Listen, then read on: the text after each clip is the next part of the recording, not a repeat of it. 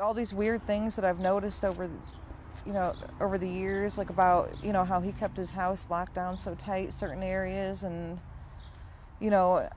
how if we'd be out at my grandma's having dinner, he would disappear for, for an hour or so and then come back, and there would be no explanation where he went. Like, everything's making sense now. It's all adding up. And I'm disgusted. I'm horrified. Did you ever try to get into that basement? Not since when I was very young, when my mom was still living there. I did pick the locks on the basement, because there was a cheap master lock on the door. Picked the lock and we went snooping. And I remember there being a fish tank down there, which was odd because there was nobody down there to look at the fish. Did you ever see any signs of a 6-year-old there? I never saw signs in the house. I never saw, her with him. But about 2 months ago, he picked me up. We spent the afternoon together. I just had some service on my car. And he showed me a picture that was in his cell phone randomly. And he said, "Look at this cute little girl." It was a face shot. And I said, "She's cute. Who is that?" And he said, "This is my girlfriend's child." And I said, "Dad, that girl looks like Emily. Emily's my younger sister." And he said, "No, that's not my child. That's my girlfriend's child by somebody else." Your family is attached to this stigma. What is the message that you want to tell people that they might not understand? That my father's actions are not a reflection of everyone in the family.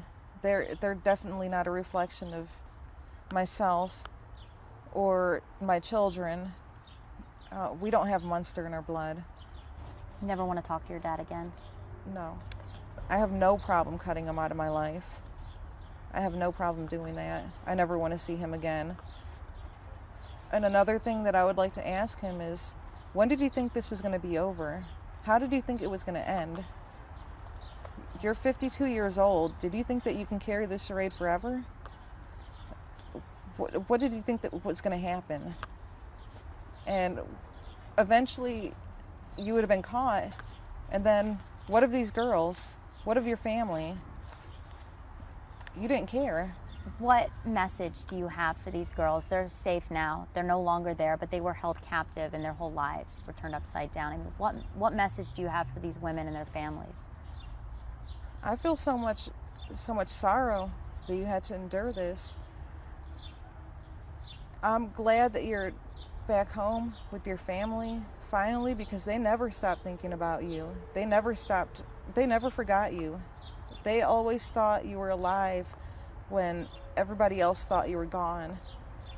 I also feel sorrow that Michelle's case, because I'm just now hearing about her too, that her case was, treated differently because she was an adult when she came up missing. Like, it's real tragic because she was taken against her will as well, and it's sickening.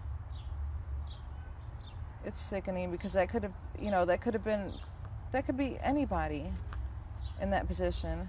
In a blink of an eye, you can be abducted, brutalized, and nobody would ever know it. You could be right around the corner and nobody would ever know it. This just goes to show.